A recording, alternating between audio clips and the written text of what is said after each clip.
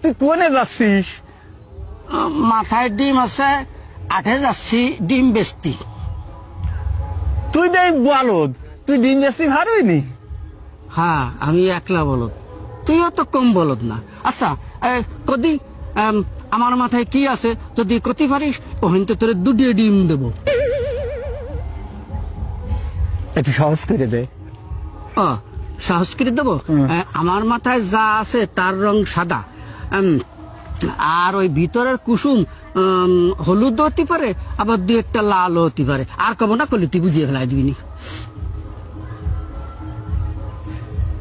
লেবু লেবু। হয় নাই, কইছি না তুই একটা বলদ।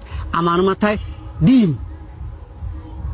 ইস রে, আমি একবার ভাবছিলাম তোর মাথায় ডিম।